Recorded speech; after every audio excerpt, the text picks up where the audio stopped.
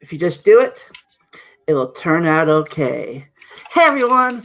Welcome to Talking Time with Caffeine, Season 7, Episode 15. This episode is brought to you by nothing, because I have no sponsors or no Patreons. But I'm drinking some caffeine. Hey, that'll work. And I'm brought to you by beer. Ooh, that's nice. But, and today I have a new guest. Introduce yourself, guest for the day. Well, g'day everyone. It's Nacho Witness, or Not Jar Witness here. Everyone calls me Nacho. I do Not Jar Witnessy things. If you haven't seen what I do, come check me out. I basically take on the Jehovah's Witnesses and any other sort of crazy religions or stupid beliefs and thought processes. Yeah, right.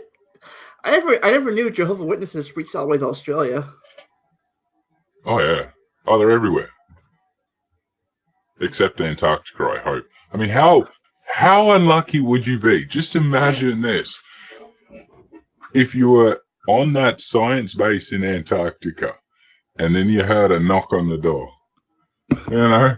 Like, be it Mormons or Jehovah's Witnesses, how unlucky would you be? Like, you just don't open it. But just don't open it. To be fair, like, I need to get inside. That would be dedication from them. Oh, like dedication, like. Oh yeah. No, but at the same time, like there was that Christian dude that went to that island and got himself killed. Like you could say the same about him. Is it dedication or is it stupidity? Yeah. Like I mean, I'm all for them door knocking and stuff. Like they, if it's legal, do it. Go hard, have fun. But be like, oh, like let me like the big bad wolf. Let me in. Yeah, I mean, then you find out they were actually like a scientist or something, like somebody. Oh shit!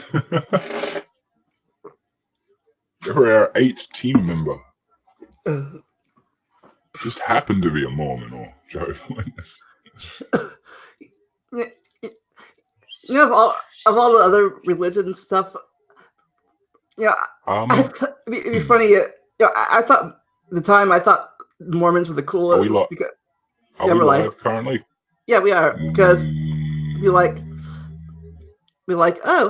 we should be live, huh? We should be. I know, but I think you've popped up in a new live show, so I'm going to send the link over to them. Whoops! Yeah. We've gone into debate after show. Whoopsie! And nobody has been watching us. Hold on, damn it! So I gotta change these things around now. That's right. I'm just going to send the chat over because they've obviously missed all the intro. Most of them are my peeps. They won't have missed anything. Like they don't know who I am and shit. They missed a few jokes, but they wouldn't laugh at my jokes anyway. Oopsie.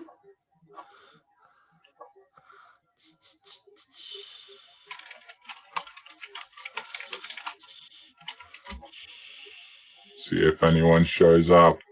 I'm gonna like this one as well, and I'll link it on my Twitters. At this video, at the title. Oh shit! What am I doing? New linky, biatches. Because all that should update when you update it, in theory. So I just want to get the link out so people start swapping over.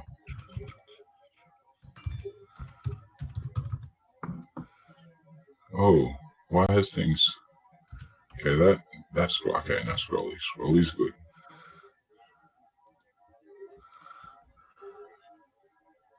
Do. Okay, so that's been sent. Dave at least has found it, so hopefully Dave has popped in. Hey, there he is. Sorry, guys. Apparently, I clicked the wrong broadcast button. That happens. What are you gonna do? The important part is we are running. Yes. Well, we're not actually. We're both sitting in very stationary positions, but the show is running. Now, as I was saying back when I was still thinking about that stuff, I thought it'd be cool. I thought the Mormons were the coolest because they get their own planet. Lindalia, double check it is put in the other chat. I'm not sure if they see my comment. Yeah, because I'm not a mod. I think it's disabling my link. So you might have to link it yourself. Or you could also mod me. That could help.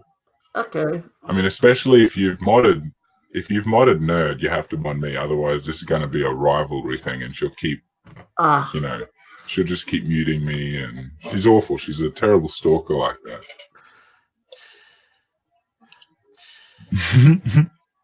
See, look, she'll do it. She'll do it.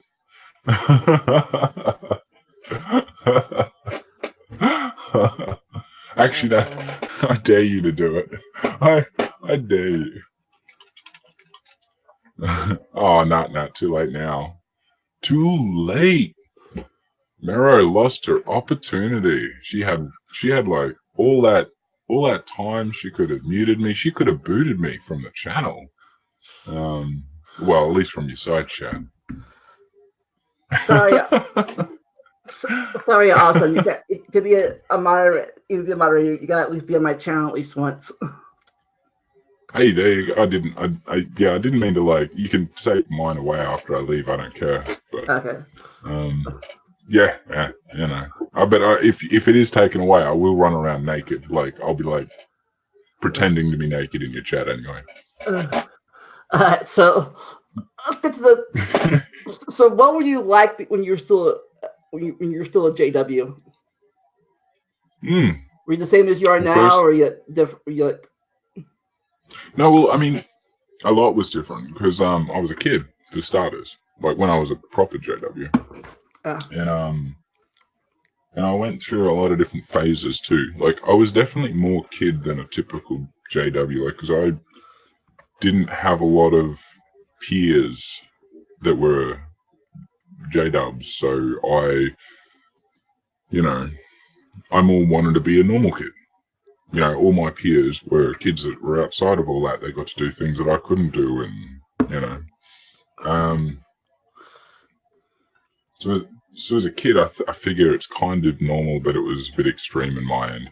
Whereas you've got the bit where I left the religion, and then I was still believing in God, but I wasn't actually a proper J-dub. I just believed all that stuff up until a couple years back. Pardon me. So that was a good couple years, I was going to say. It was about a decade and a half, thereabouts. So it depends where you're asking, like if it was then as a JW as a kid, or JW, just holding the belief. Either or, your journey. My journey. All right. Well, okay. I'll think of it as a okay. Come on, Dora, get your map out, and you know who that is. I don't actually know that. You lost me. It's an American cartoon called Dora the Explorer. Dora the Explorer. Oh, okay. No, okay. Yeah, get your map. I know of it. I hadn't. Yeah, I've never really seen it. So, fuck. Now I've forgotten the question because I'm like that. What was the question? Blew your mind. What was your journey from J-dub to now? Oh, so just a journey. Oh, wow. Okay, well, I think the original was something about what was I like or something. Did I change much? Like I think I think I'm like the same person I was back when I was still believed what I believed, and I really didn't change that much. Just what I believed. Yeah, well, and this is why I was clarifying, because like if it was originally, it would have been when I was a kid. Like a lot has changed since I was a kid, but a lot. The majority that has changed have been things within me, like just things that I have felt bad about that I don't feel bad about, or things that I didn't let myself enjoy, I now go, let's give it a go. You know. Oh yeah, that's I think that's different for me too a little bit. I always felt guilty about stuff from back before. I'll acknowledge the thought, like, because it comes to mind that, oh yeah, this was one of those things that I wasn't meant to do, or it might be that's why I'm giving it a go. Like, but it'll come to mind, but it won't be a thing where I hold guilt. Like, I mean, even if it did, like, I don't know, I tried. I don't know what's something like if I did, blood transfusion, for example, and something went wrong. I wouldn't necessarily regret having done it or felt bad or guilt over there being a god. Do you know what I mean? It would have been one of those things where you're not allowed to do blood transfusions. Pardon? Not allowed to do blood transfusions? As a dub? Nah. Wow, did not know that. For me, it was just watching. For me, it was just porn stuff. They're like, oh, you can't do like you can't do that. Like okay. So, how much do you actually know about the dubs? Honestly, probably just the basics. Fair enough. Yeah, like door knockers and they're not. Yeah, the what's it called, the Watchtower newspaper thing. Yep. Okay. Oh, fair enough. I get yeah. Sometimes I get them and the Mormons confused sometimes.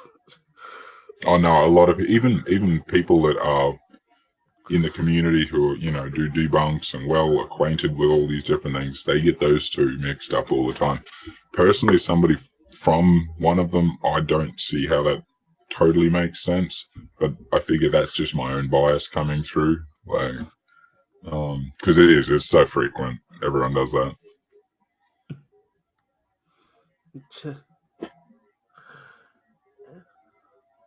Go on. Shit. Go on to what? I don't know. So okay. So what made you? So what was that made you like quit believing in the J-Dubs doctrine or whatever it's called? Okay. A lot of what brought me away from that was my own sort of. I've always sort of been into science. Even as a kid, I was a bit of a nerd. Well, only as a kid, because I'm not much of a nerd nowadays. Unlike the nerd in the chat. And so, like, even though there are some dubs and there are a lot of beliefs as a dub where you have to kind of ignore science or put science aside, or like, one thing I would do is give my own reasoning. I'd try and bring science and religion together in a way, or at least our version of it. Yeah. And so because of this sort of thinking, and because I was always a really smart kid, I'd be into, YouTube came out, I'd be into my science videos, of course. And then, I don't know, a year or so back, whenever it was, lead singer of Linkin Park passed away. He committed suicide. And that was one of those things that really bothered me. It was my favorite band. And so I was quite distraught over it. And I was asking my religious family, like, is there any sort of redemption there because he committed suicide? And they did their best. They were sort of like, of course, there'll be some forgiveness and all that sort of garbage, but really they're bullshitting. But that was sort of a moment that got me sort of willing to doubt my beliefs. And then as my progression into watching just random science videos went along, I ended up finding, people like people who would be hitting against religion, of course, not necessarily anti-theists, but that sort of video. And when I started watching them, because I don't have a problem, as a dub, you go against other religions. The whole point is knowing about these other religions, how to counter them and convince them that you're right. So I'd get into those videos, and you'd always end up with videos that would be like, oh, in the suggestions list there's a Telltale video, or there's a John Cedars video, you know, or a Dubtown video or something. It's all about the J-Dubs. At first I'd ignore them and I'm like, I don't want to watch that. You know, they won't know what they're talking about. Like, but eventually, after I sort of watched all these other people that were peers of them, I'd go, got curious. Yeah, exactly. You know, and because I'd already watched so many of these peers, I'd sort of established a bit of trust, and I'd be like, because otherwise I would have watched them and I would have just rejected everything they said. But I mean, there might have been a few that I rejected it, and then, you know, it might have been a progression there, but at some point, obviously, it sort of clicked, and I started looking more into it. And I think it was like things like the Australian Royal Commission, you know, things like that are just undeniable. Because for me, I've also got a bit of a legal background, and so it was very easy for me to look up that and know what, like, the bullshit. I could see the bullshit that the Watchtower were pushing over this. And I'm like, no, this is a real thing. You know, like, this isn't religious persecution. Like, what the hell? You know, these are kids being fucked. You know what I mean? Like, this isn't religious You can shove your religious persecution up your ass when you're shoving your things up kids' ass. You know what I mean? Yeah. Like, so, that kind of, I mean, and that's one of the things that as a dub that you hold against the Catholics, for example, because they're the epitome of Christendom, or evil, the evil religions. And one of the big things was how they've been going through the ring illegally with all the kiddie fucking. And now all of a sudden it's like, oh no, wait, the dubs do it. It's like, you cannot be serious. You know, like that sort of thing you can't go back on. Yeah. And it's a snowball effect from there, you know. Yeah, for me, it was more history than science. I mean, I like science. I used to like science and all, but for me, science was mainly nature and food chain, stuff like that. I was more of a history guy, and it's like, and I think the seeds for me were way down way long time ago. Because even as a kid, I loved history books, you know, about prehistoric times and stuff, and then absolutely.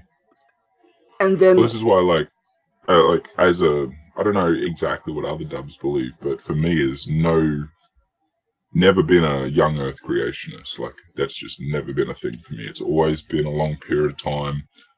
Yeah. Evolution was always a thing in my mind. Like, I don't know. I know evolution was a thing in my mind when I was younger. I think I probably wasn't creationist, but I think I might have been the old Earth creationist until I learned about evolution. Then I became a theistic evolutionist for a while too. Mm-hmm. So it's like, but it's like, even when I learned about the YEC was still a thing, I'm like, really? What? Like, but I was like, but thinking, but how? My mind's like, but how can the Noah Ark thing happen 4,000 years ago if there's Native Americans crossing the land border 10,000 years ago? I'm like, don't make sense. Yeah, I mean, even the Egyptians were doing things 10,000 or almost 10,000 years ago. Like, it don't make sense. Yeah, like, so but of course, you know, if you go down their rabbit hole, you will just, by that time you get that reasoning, you just believe their reasoning. And it's just lucky that some of us who are sort of just knew a little bit better in, you know, science, were able to go, even as theists, we're able to go, well, that bit's not right. Like, and normally you'd sort of justify it like, well, that bit's not directly said in the Bible. Like, it might have meant something else, or it might have, you know, you'll always swing it in your head some way. Yeah, I know, it's me too.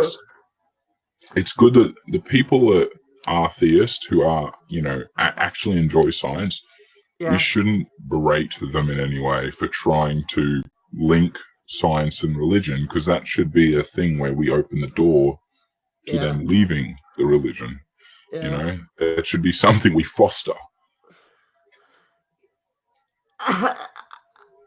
For a while, I was one of those people trying to make them fit. Like while I was still like holding on, making it fit.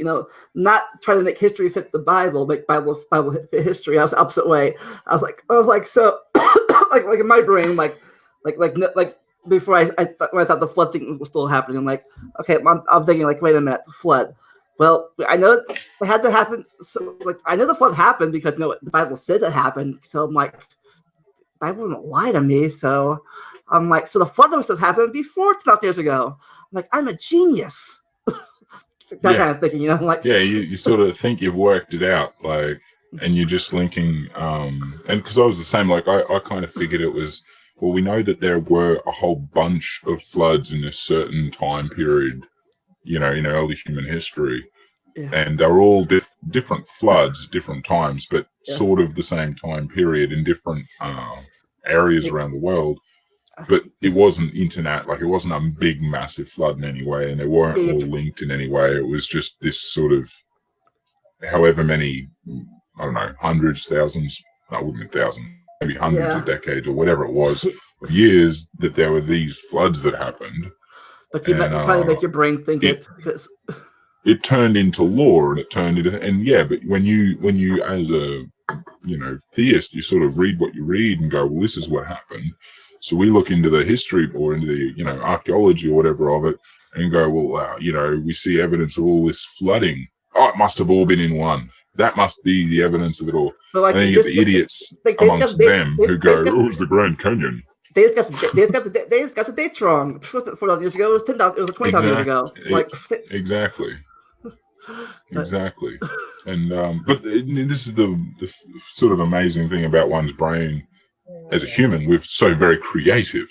Like we can twist so much in our mind and create so much. And I mean, it'd be worth a great story, but that's really all the Bible is, because like most stories use like reality to inspire them. That's how it happens. So there's no reason to think that whoever arranged whatever origins of those stories might have just used their local experience as inspiration for their fantasy. It is the world's best-selling fiction, after all. Well, as far as I recall, that was always their sales pitch. Not fiction bit, but most popular book. I'm pretty sure it's still pretty high up there. Like, it's a history book and a science book and a philosophy book, all wrapped into one little nice package. Yeah, so that, but none at the same time. Yeah. It's magical. But even after... I've got to grab myself a quick brew. You know what a brew is? Beer? Yeah. It won't be 2 seconds. It just run to the fridge and back. So, I don't know. Entertain the chat. Let's skim through the chat. Let's praise it. Wolf. Meow. Post on the other chat. And I'm back. I did. Meow. Heyo. Who we got? Any new people in the chat? Nope. Make sure you like and share the show, by the way, everyone, because it'd be really nice to bring in some more people. Say hello. And then if you're new here, make sure to subscribe, Vandalia. Oh yeah. If you're one of my people, I'll link in the description down below to this guy's channel. Hey. I'm curious, is 1998 relevant for any reason? The year I graduated high school. Oh, I was going to say, because if that was the year you were born, I would have been like, holy shit. I look younger than I am. It was 1998. Oh, man, I can't actually tell you how old I was. I was about to tell you. Oh, that would have been bad. I keep shit pretty vague. Yeah. Yeah, I used to hate that term when I was in school because I was bullied in school a whole bunch. So Fair I enough. used I used Which to term? high school. No, From yeah, like I heard yeah, but you used to hate high school.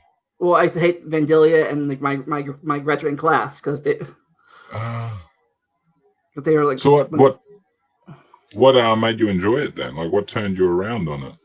well, I decided to make something positive out of it. Fair call. Good on ya. That's the way to do it, dude.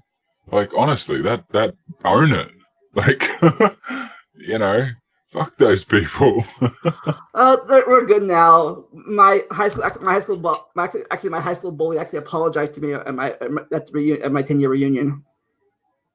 Oh well, good on you. Actually, that Yeah, good on you. and I actually shared a beer with him at my 20-year reunion. Very cool. So yeah, some people can mature when they get older. Some people do. Some people do grow up. Yeah. Others feel free to stay immature. It depends how, like, because the immaturity level doesn't, in my mind, mean cruelty. Like, bullies aren't the only people. Like, you normally, think of people that are bullied or they're, that's immature behavior. Because yes, that is immature behavior. But not everybody that's immature is a bully. And not just old people. Some young people are more smarter than some old people. Not like everything, but sometimes common sense. But absolutely, yes. And this is why I don't think immaturity is a thing about age, or like it's more about where your head's at. Like I think you can be like immature in 1 minute and then mature in the next. Yeah, I think mine like your guy that Ken Ham. I think my niece is smarter. I think my niece is smarter than he is. He's like, that would like 10 or like in the elementary school. Like in all honesty, like I think my puppo is smarter than Ken Ham. No, I will restate that. I know my puppo is smarter than Ken Ham. But speaking of him, he is actually getting all pouty at me because I haven't opened the door and let him out. I'll give me a quick second. I've got to let him out. Yeah. Okay. Won't be a moment. Go on.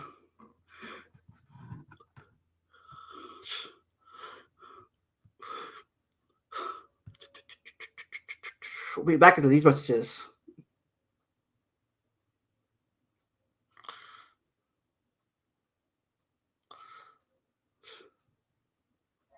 All right, I'm back.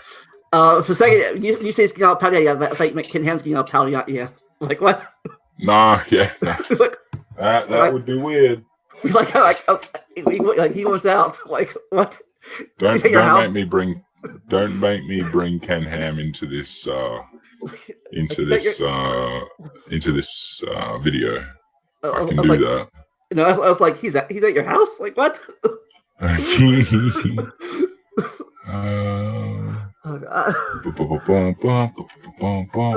do I find him? See, now you've got me looking for him. Oh, here we go. Here's a good one of him. Oh, no. There we go. Okay. Beautiful, mate. Okay, man. No, that's him showing how much intelligence he has. To zero. Oh, funny story. I actually live an hour away from his museum. Really? Yeah. Have you ever gone and visited it? Back in my church days, yeah. Back when it first opened in 2007, 2008. Went twice. I'd love to hear about that. What did you think of it then, and what do you think of it now? Like looking back. Well, even back then, I'm like, I was. I went like I think I went there a year or two before I quit going to church. But even then, I was like, it's like kind of weird. Basically, it was a walk through their history. It was not really a museum. Really, it was like first you go to a thing. First, we saw the planetarium. They talk about how the stars work. Like this star's really big, and this star's really big, bigger than the Earth, and bigger than our star, bigger than the sun. Like, And then like real in-depth astronomy, I guess. Yeah, and then they then you just go through it. My favorite part about that thing was at the very end. You like zoom right straight down through the universe to London, Kentucky. Boom. Like, then they take a little tour, a little TV little show where they talk about these angels are pretending to be students, and they mocking a teacher, a science teacher, talking about the dinosaur fresh blood thing back then 2007. That was still a new thing. So, and then basically we go through a tour. We go through it. Then we go to the room with archaeology, and it said this two paleontologists like I used the Bible for my research thing, and this guy over here uses history for his research. I think I've seen a video on that bit. And there's part of this, just the first 11 chapters of the Bible, like we go, this is the creation thing. This is the snake. This is the after one. This is for they're naked in the river, no longer naked. Here's some dead things. A dinosaur over here. Here's Abel's dead body. Here's Noah's Ark stuff. Then the Noah's Ark thing. They had a little thing about where they showed where the Earth exploded. Water came out and stuff, and little people drowning. Videos of people drowning. Naturally, yeah.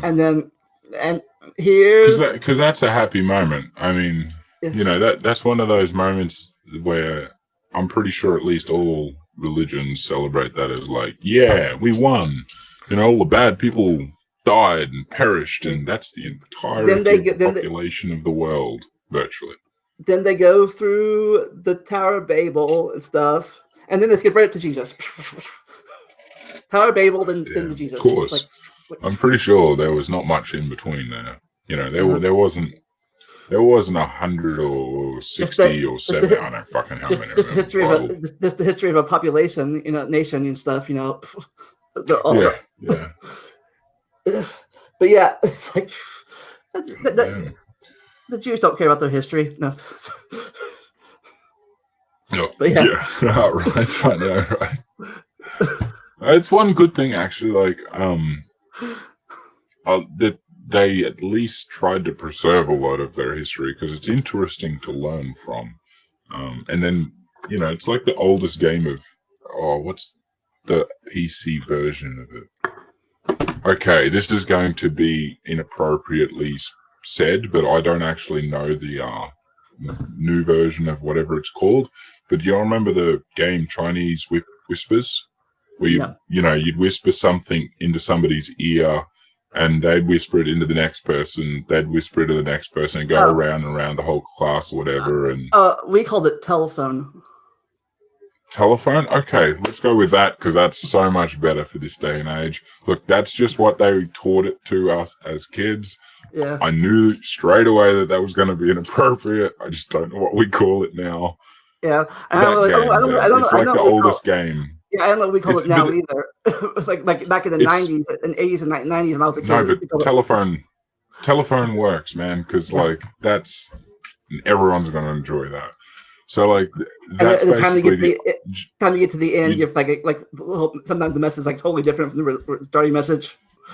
Well, exactly, and this is the point. I mean, this is what we've got with the Bible, because it's the oldest game of telephone, right? It's where these stories have been passed down verbally for generations and then finally written down. And most of the written down stuff is pretty much the same. They like to be proud of how accurate all the written stuff is. But you think of how many generations that had been passed down in verbal histories, that little details that we can still pick up on nowadays, that okay, geographically this didn't happen at that time, for example.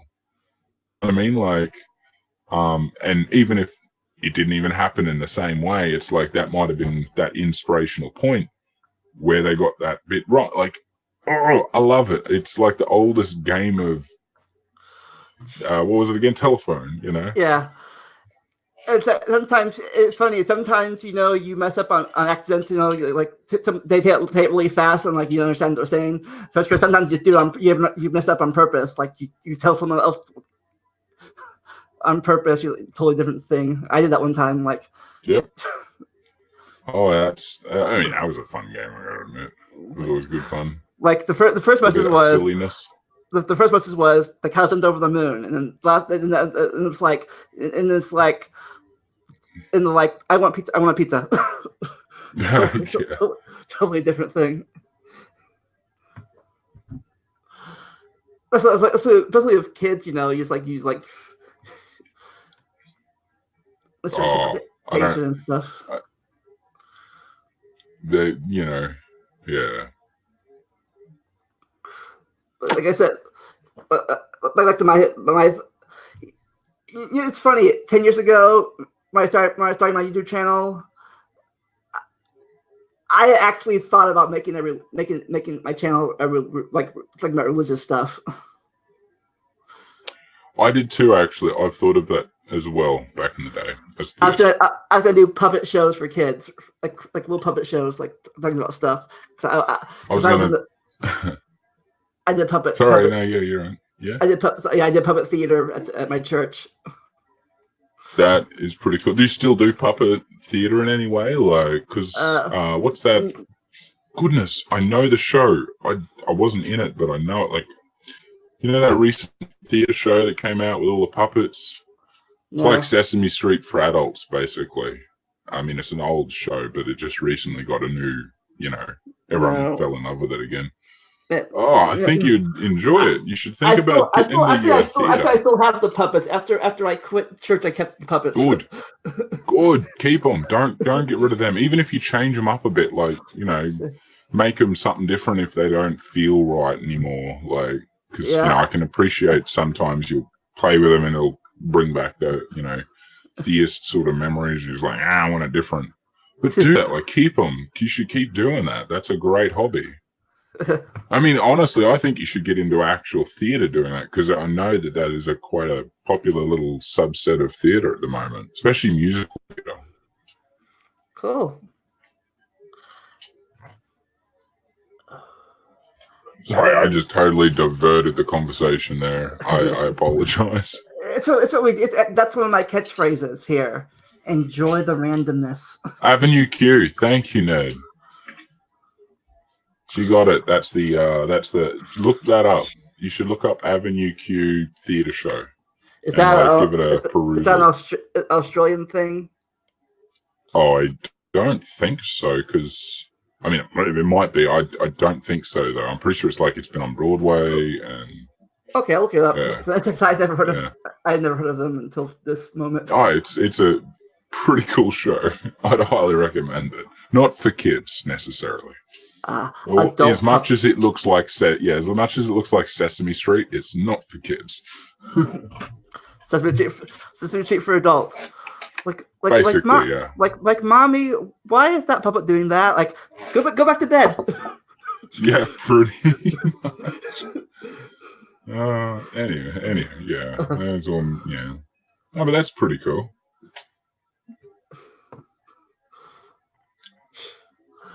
I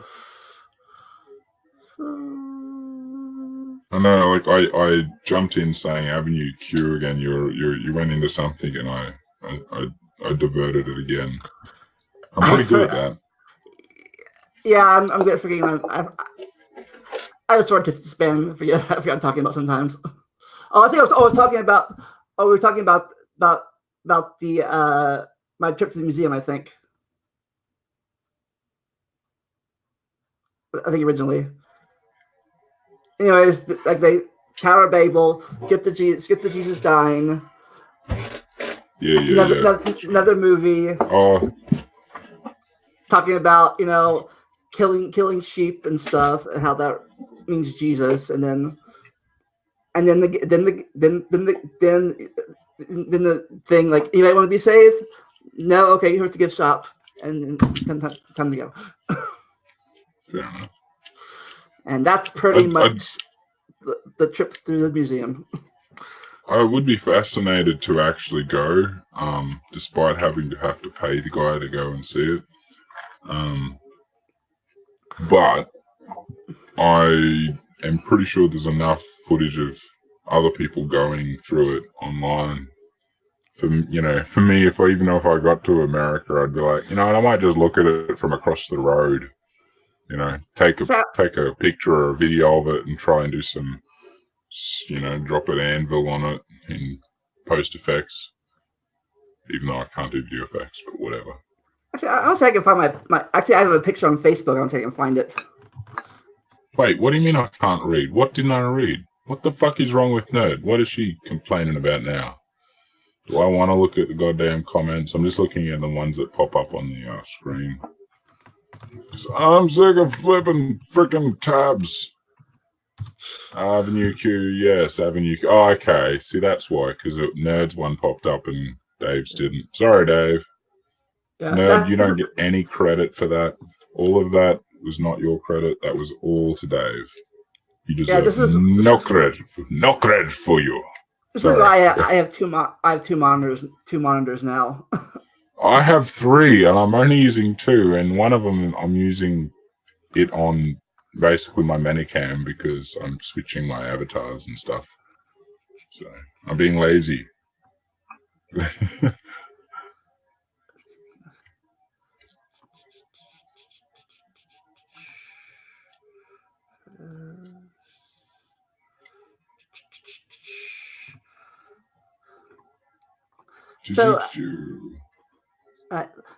So how did you find out that you weren't the only guy in Australia?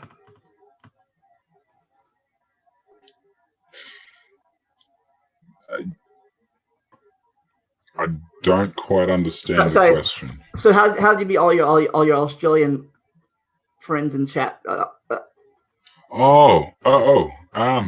They, for the most part, kind of gravitated towards me, especially Nerd. She's a stalker, but no, well, I don't want to, because I do that. Like, I will find them on Twitter as well whenever I see people that are Aussie, like,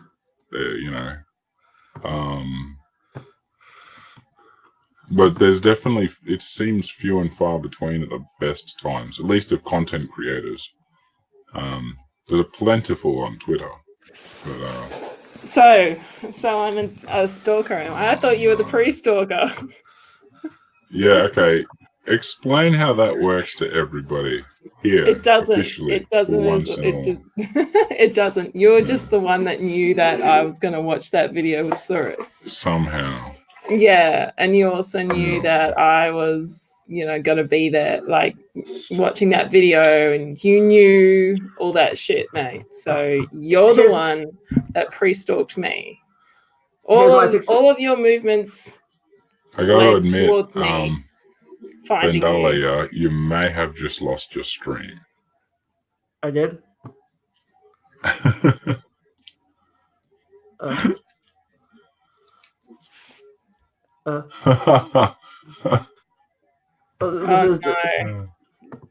This is me at the museum. Are you on? Have you been lost? What? I know. Looking. Oh, okay, that's pretty cool. This is me right here. I am right there in the background. Hey. 10 years, like 12 years ago. No. Oh, dude, is that somebody who got a real afro that big? That's a big afro.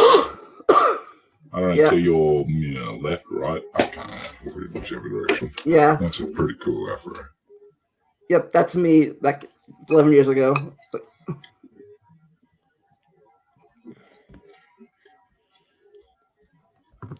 So going to the Creation Museum, that's impressive. Yeah, it was a church. It was a youth group field trip. They took the teenagers there, and I was a youth assistant, director, teacher, pastor person. Fair enough. Here's the thing for me: like, if I was in school and the school did a field trip like that, I mean, firstly, they'd have to, because it was a public school, they'd have to swing it like it was an education thing, which is not that hard. But, I'd be like, okay, kids, this is what you don't believe. This is pretty much. I wouldn't have been allowed to go anyway. Oh, really? Oh, absolutely. Oh no, they wouldn't put me up for that. I'd be forced to go to actual school and sit there in a class of 1 and do work for that week or however long, you know. that you know, other camps, sure, I'd have to go on other, you know, normal camps, you know, but not that, not a camp like that. So how did you two meet, anyways? Well, he Yeah. pre-stalked me. He pre-stalked me. According to Marrow, I pre-stalked her. But according to the records of online interactions, she emailed me and started like going, I want to, you know, do this and that, do things. We're Aussie because I haven't met any other Aussies. Yeah. And, Well, I hadn't by that time. So basically, see, there you go. Absolute proof that she's bullshitting. Hey, She I just had not admitted met. to it. I had not met any other Aussies. So when I found it, so I was watching. No, you conceded my point. That's all that matters. No, you pre-stalked me. You fucking pre-stalked okay. me. You've already lost it. Keep going. I will, biatch. I was watching Cyrus's channel, and he was playing. I was listening to a video that Notcha did a collaboration with him on, and I was like, "That's an Aussie accent." I was like, "No." I'm sorry. Who? Navadia. Who are you then? I was God who are you Australian known then. as then? God Australian. Had you already made your? Yeah. Okay. God Australian. Yeah, okay. I'd already made my channel. I was like 4 or 5 videos in. It was fairly new because I started my channel. Who came up with the awesome Navadia name? I did. Yeah. Yeah. So, and Navadia was a character in a book that I was writing when I was about 10 years old, and thank God never finished it. But yeah, the main character's name was Navadia, and it's always been a special. Was it based on you, or just? Well, yeah, the main character was based on me, but I was about 10 years old, so of course it was based on me. I used to write adventures of myself when I was in school too, elementary school, middle school too. About because I kind of stole from TV shows at the time. I'm like a little bit like I put myself in them, you know, like my favorite show was as a kid was Chip and Dale's Rescue Rangers. So I'm like, it's Lamont and Danny's Rescue Rangers. Oh, yeah. Very cool. Yeah. Yeah, cool. And of course, you'd always give yourself a really cool name. Yeah. No, I actually preferred her sister's name. It was Deflower. I actually really liked that name, but Deflower. Yeah, well, I Like preferred it back then. Are you serious? I mean, damn. Okay. Like. So yes, shit. I was 10, dude. I was 10. Yeah. Jesus Christ. Okay. Anyway, so that was Navadia. That I made it up when I was 10. So it's just been a name that I've really liked. Navadia's a cool name. It is a cool name. I quite like it. And I want to apologize because I realized I just asked you that question like as if I was interviewing you. And I'm like, wait a minute, that's not this show.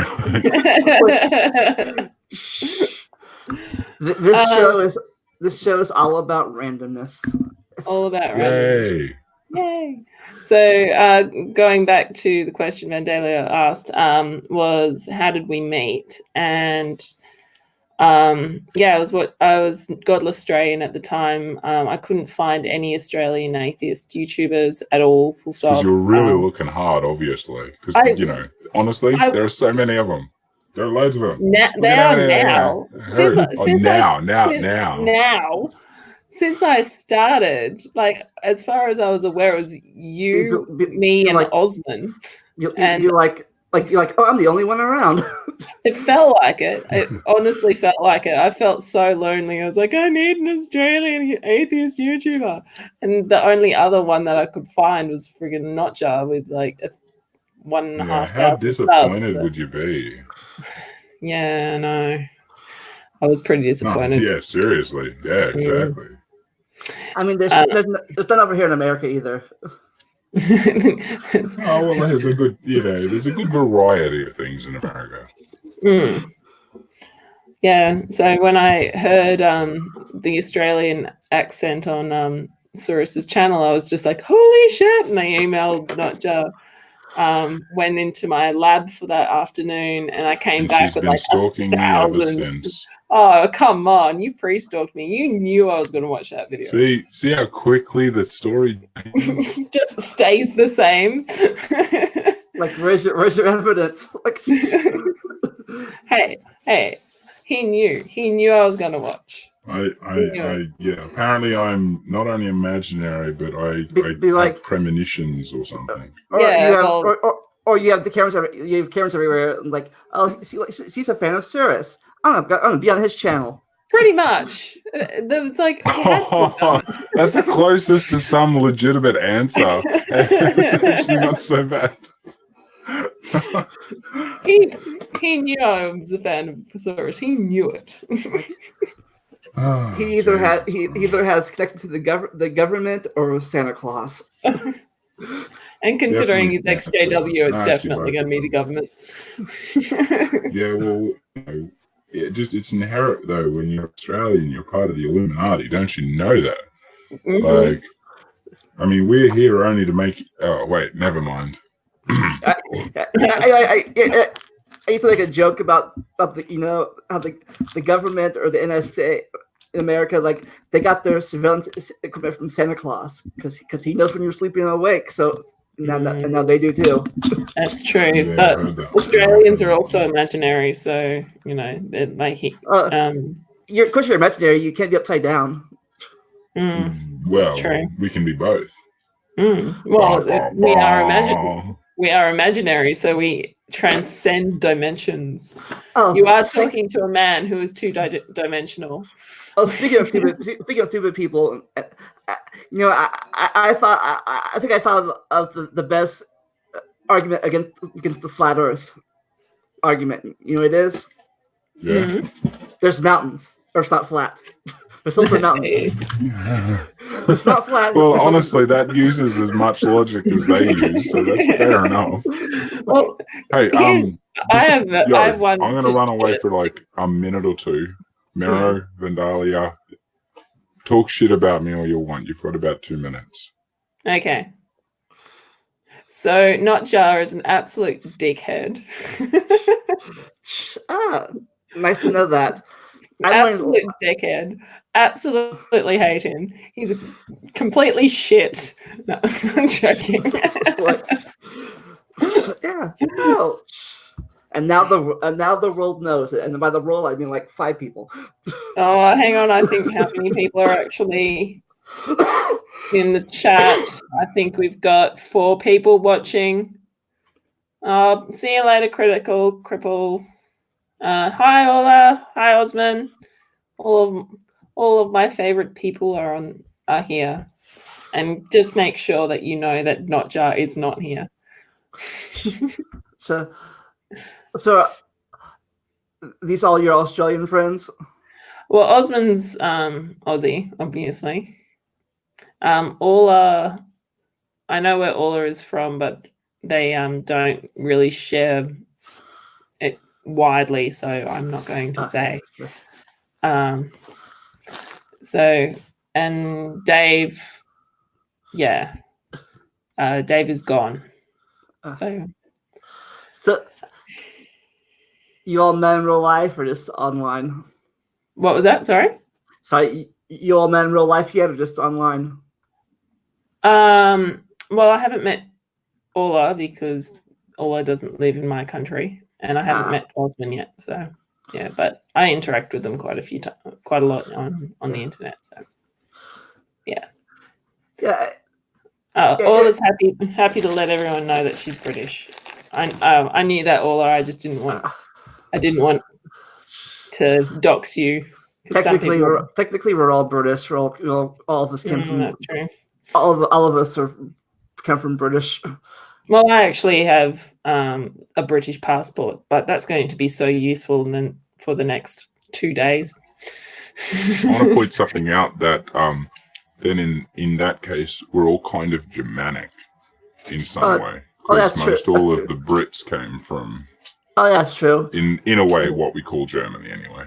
And then if you want to go further back, we're all African. So Oh, Of that's course. true too. Well, And if actually, you wanna that's been in contention lately. There's been new finds that might have thrown that out of. I mean, it's not certain in any way, but it's like, oh, there might be something different now. Yeah, what I remember it was Asia or some video something? that was released. What's the Alice? What's the Alpha Africa? Is the I think India it was Africa? Asia, actually. Yeah, Wouldn't no, I surprise think it me. was Asia somewhere. Yeah, But if you want to go Um, back even further, we were a rodent. Well, back in well, yes. back even I mean, if you How want to further, far do you want to really, go? we you were really want to go back, we're we were Stardust. amphibian tetrapods and stardust. So, Yeah.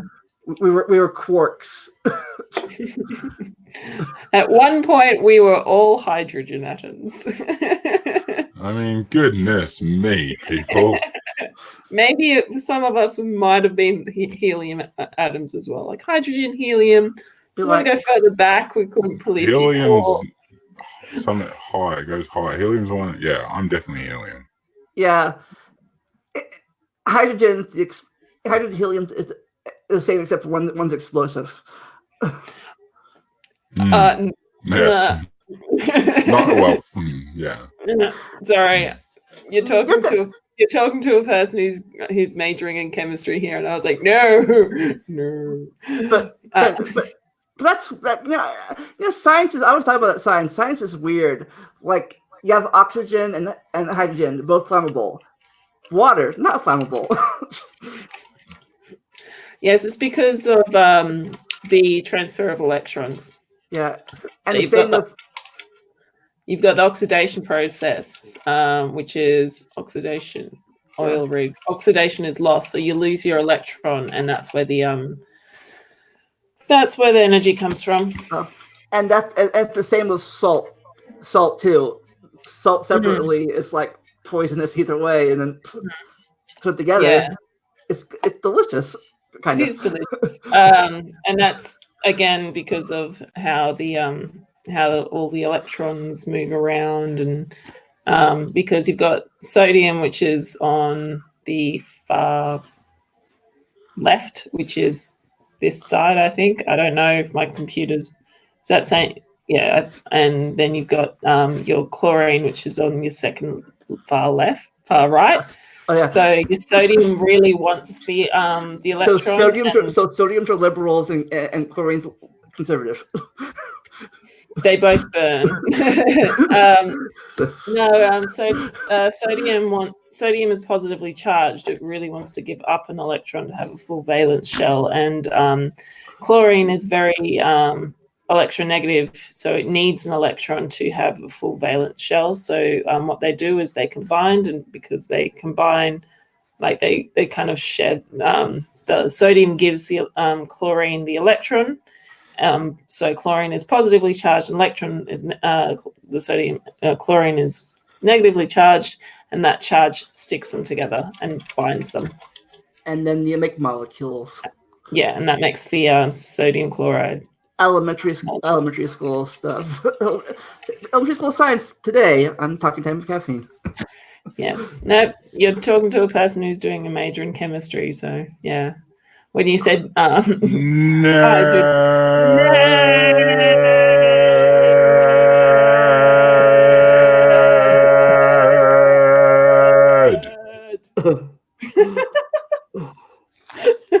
and Dolly was like, what have I done to my channel? Shit. You let her on. Yeah. Because 3 people are better than 2 sometimes. Sometimes. Not now. No, you got the wrong 2 people on the same stream. I wanted to be a history teacher before I felt at college. Oh, I used to want to be a history teacher. I think it'd be a lot of fun. Because, I mean, you can do so much with history. Like, there is so many creative ways you can teach history. Do you know what I mean? Like I think, I mean, math. There's only so much. You have to just do the you have to do it over and over again. You have to use those equations over and over again. That's how you teach math. That's how you learn math. Whatever. That's. I mean, well, cool because math is great, but history math, can do so many things. Mm. Well, I think math the only thing that doesn't change. History changes, science changes. You know, writing changes. You know, curse. When I was a kid, there was still cursive, and then there's writing thing, and now it's just typing stuff. Right, you know, writing changes. Oh yeah, there's changes. still a lot of creativity in the other sciences, definitely. But math always, unless something big happens, math's always. I mean, that definitely I wasn't trying to make that analogy. I was thinking more of this teaching style of it, like, and math was the extreme opposite. But I don't know, even English class Actually, math has changed now. Apparently, at least in America, it's all about the Common Core thing. We talked about, or the hell that means. I'm like, what the hell is that? Well, it would be your basics, I figure. Mm. It's funny. I talk to people I went to school with, and their kids, you know, they have no idea what this new math thing is. Like they were good at math in school, and I was like, now they can't help their kids with it because it's so different now. Like what? Ola says that she's a fan of using video games to teach, and I totally agree with that. When I was doing my organic chemistry thing, it was just such a fucking so difficult to learn organic chemistry and how it works and the moving of electrons. And I was just like, if somebody could make a computer game for this, I will love them. It was just, well, get on it. I don't have the coding. I don't know how to code, but if someone could do that, they would honestly, because this is second year chemistry, and this is organic chemistry that would be taught all over the world. So if a person can make that game, they would make a lot of money. Anybody in everybody share this with video game producers, everybody, and have them get on it. Yeah, please do. I mean, I would probably enjoy playing that game anyway. Like, even though I don't need to know it, it'd be fun because it's a puzzle. Organic chemistry is more like a puzzle than anything else. So if you can understand the basics of organic chemistry, you could be given a molecule and say, "How do you make this?" And you should be able to. But it's like, all right, like a puzzle piece. Okay. Put it's these more like Sudoku. Like put these atoms together in the right place. Kind of. It's more like, where does the electron go from here? So if I give you a molecule and I say I want this molecule, how do you make this molecule starting from this molecule? What do you add in? And how will this do, and how will this make this molecule? How do you make it more reliable in this chiral position? And what reactions do you need to get from A to B? And by knowing the basics of organic chemistry, you should be able to do quite a few molecules, like not all of them, because there's some molecules that are like, you know, proteins, for example. You wouldn't be able to do that using no abiogenesis quality. Well, we would be able to try and figure it out, but using modern techniques, we'd be able to figure it out and make amino acids in a lab, but we wouldn't be able to say this is how these amino acids were created, because we still haven't figured out that bit. But we could make amino acids in the lab. I think we do. I think right now we're not really sure if it came from. If they were now not sure if did they create on Earth, or they came from outer space via asteroids. Yeah, there's a whole heap of hypotheses. Like they found amino acids in the signature of amino acids in dust clouds, or in some areas of the universe. So Learning, it's always learning. interesting. Yeah, Orla, if you know how to make video games, I would love to have a chat to you about that. I know David Worley does as well, doesn't he? Yeah. So I used to it play would be more video. cool. Yeah, I used to play video games at school. I was supposed to. The games I played at school were I played Oregon Trail and Carmen San Diego in class, Yeah. like old school, off my Apple, off those old Apple computers. I used to have those actual floppy disk computers with the floppy. The floppy disk. Floppy. Yeah. Did you insert it into the computer, your floppy disk? Yes, I did.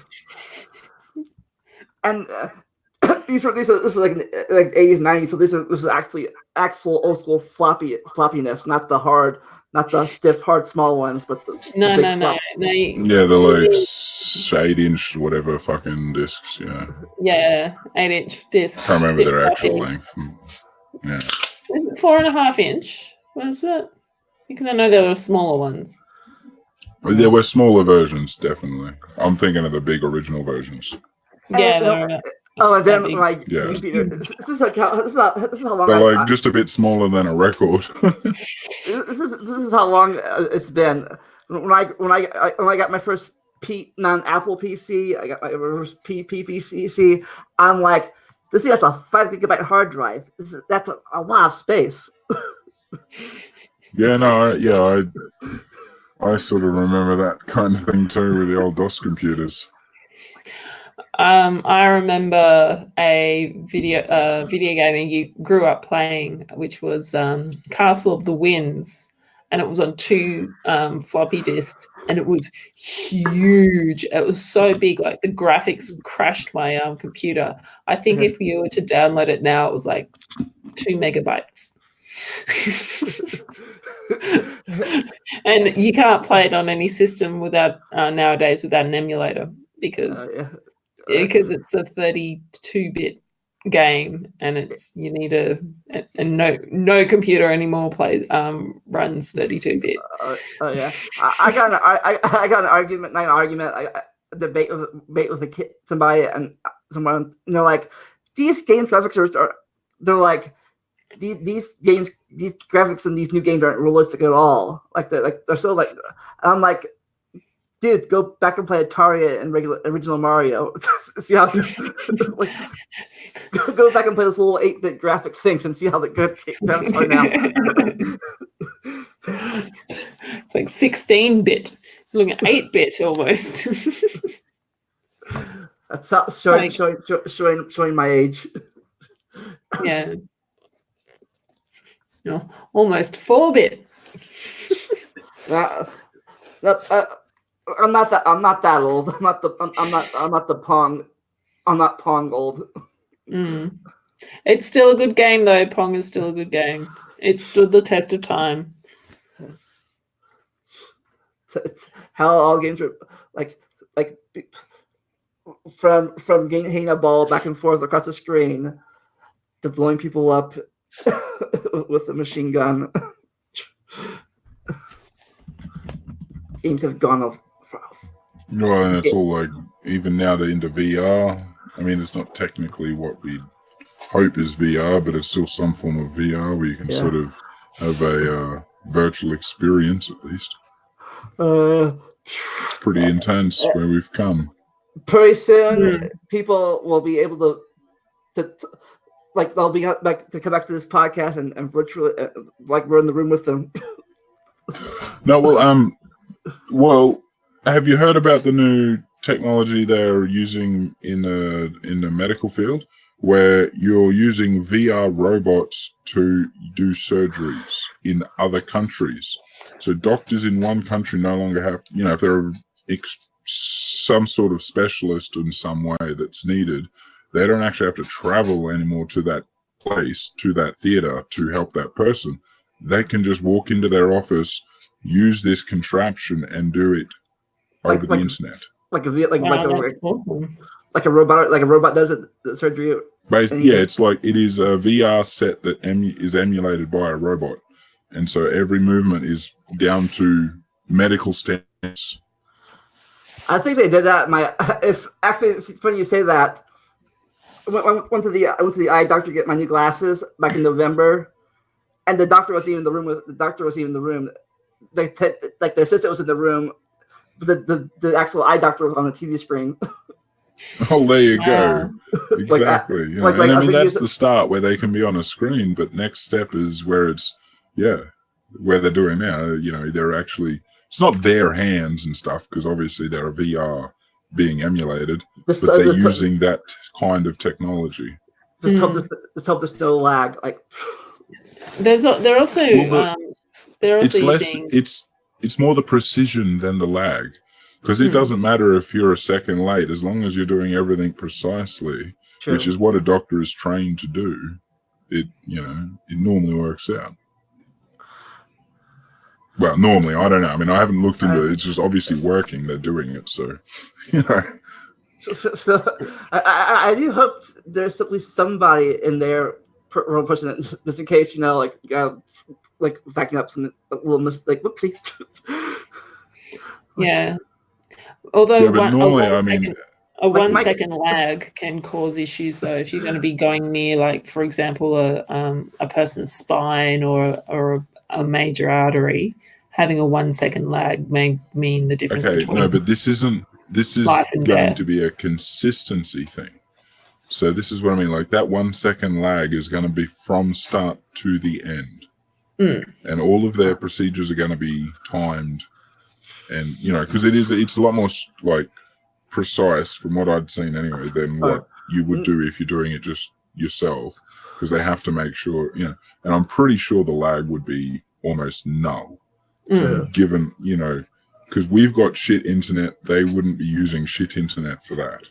It would be the top of the quality, top of the line. At least you hope. You'd hope, yeah. But I know, as far as I know, they're only using it in the places like it's being prototyped kind of thing, As long as it's not a dial-up hospital. Pretty much. No, that's it. Like, and as far as I know, you'd imagine the people that are, I think it's university, sort of medical universities and stuff like that have been prototyping it. They're gonna make sure that they're using the best quality stuff. That's good. Be like you're in surgery. I'm like, you hear the dial-up tone, like beep. What's that sound? Doctor, please. Oh no, doctor! I want a broadband doctor, please. Oh my god, Notcha! Oh my god, I don't know if I'm terrified of finding that hilarious. Haven't you seen my Not Joe Atheists? I'm everybody, dude. That's. Well, everyone that has a cartoon form, anyway, that I can. I was about to say, like, what, like, you'd just be replacing you over me. It's one of my favorites. Oh, I love that one. That's one of my favorites. I'll just Hey, don't you have a cartoon? You have a cartoon now, don't you? You were on Paul's channel. So you have a cartoon, don't you? I do. That's true. Oh yes, you have a toothless cartoon. I'm so gonna steal your toothless cartoon. My toothless cartoon. That's Paul. it. That's Paul's thing. Yeah, none of his cartoons have teeth. Well, I think one of them do, but I think there was a reason. I can't remember what it was. But, I have not noticed that. Everyone's a gummy because he wants everyone to give him a gummy. I love Paul, by the way. That's Paul's awesome. He's such a good artist. Actually, I'm pretty sure this image that I'm stealing now off Purple is actually drawn by Paul as well. Oh, really? I'm pretty sure. Yeah, that image that Purple uses was what Paul gave him when you become a patron to Paul. So everyone, if you aren't, make sure if you go check out Paul's Patreon. Well, that's how I Paul's patrons. I should say that's Paulagia. That's how I found Navadia. I saw her on the show one day. I'm like, oh, gonna ask her to be on my show. Like, and she said yes. And I'm very grateful to. And then I was flipping through her videos, and I was like, there's this guy named Nacho. Oh gonna no! gonna follow the rabbit You hole. found me through Marrow. Are you the first person here admitting openly and honestly, everyone, that you found me through Marrow? Oh goodness me! I've sent a few people no. over there for you. Yeah, right. The trail, you like follow the trail that somebody back to. Yeah, after I was on Paul's channel, that my latest collaboration was with the Unholy Sarah, and she's lovely. She's absolutely gorgeous. And when I was getting a big influx of subscribers to my channel, she actually got a bit of a boost as well, because everyone went through my channel to see hers. And it was just mind blowing. And Osma found me through Notja, so that's true. Like, and I kind of found Osman through Navadia, I'm Navadia. You found yourself. We kind of met through Notja. Yeah. So. Yeah, it was that. And I'm sure I found Jen through Notja, but I can't remember if I found Jen through Notja or Osman. There was like 4 people who when I met up with Notja, he introduced me to Osman. And then very shortly after that, I think Jen came on the scene. Was that right, Notja? You asking me? I don't know. It's your story, dude. Oh, I'm pretty sure very shortly after Jen came on the scene, and since then we've picked up 2 other Aussie atheists. Oh yeah, and I did steal Osman's name because I was godless. I was godless Australian, and he was godless. You were godless. Oh, is that where you got that? Like, I was wondering where you were like doing the steal the name earlier. Yeah, he was godless Aussie, and I called myself godless Australian. I was like, I apologized to him that he's like, yeah, shut up. You're like, like I made that name fit. You made it. You made her name first, but I made it famous. No, just kidding. It's like. Yeah, it was godless Aussie. That's right. I remember that. That's like I remember my thing. See, I found Nacho through you. I found you through Paul Gia. I think I found Paul Gia through Tony Reed. Hey, Terry! Oh, yeah. Really? Did you see my roast of Tony Reed last year? Yeah, I guess. Yeah, I seen it recently. Remember the roast? Did you see the roast battle amongst the geek on the Geek Room? I uploaded on my channel as well. No? Oh, dude, you got to watch it because me and Tony ended up being the I think I might have saw a while back ago. I got to rewatch it.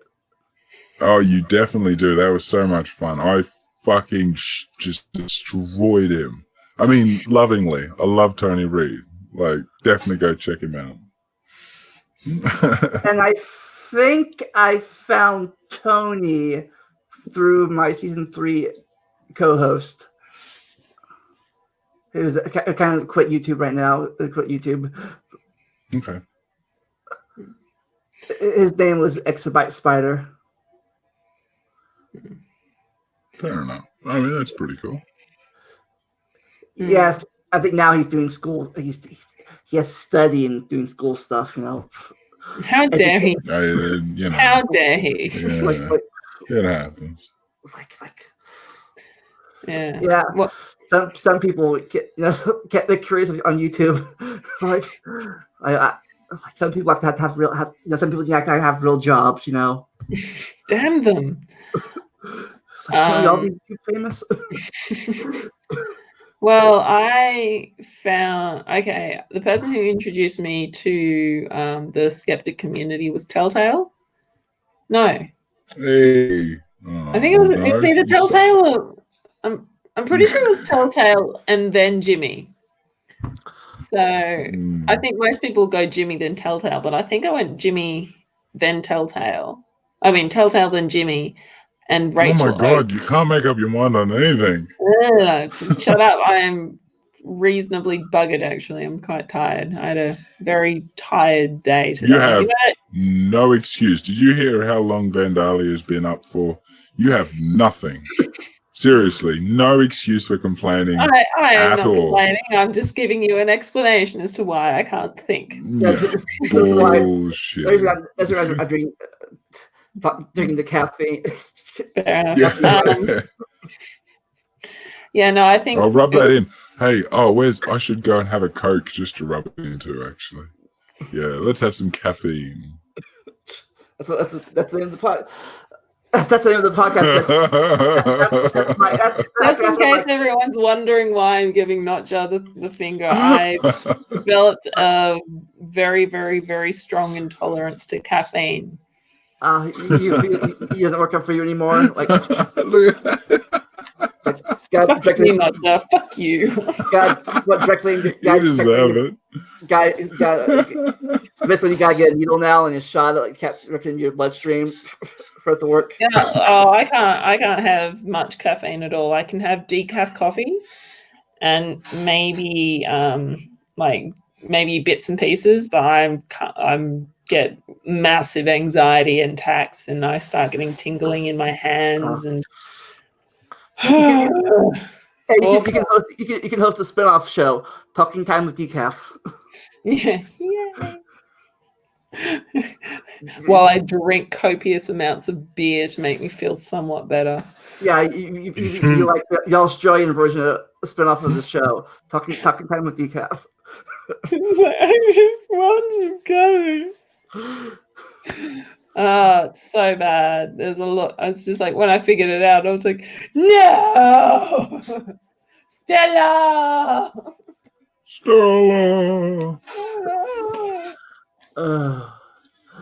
But yeah, is that your wet dream right now? Oh fuck yeah! Not right now, just ever. Are you kidding? Oh, speaking of that, so you heard about the passing last week of who? Oh, I haven't even heard of it. Bill Ludlow passed away last week. Oh, Bill Ludlow. Yeah, that was sad. Yeah. Like, luckily, yeah. I had him on my channel before he passed. Oh, really? Wow. Yep.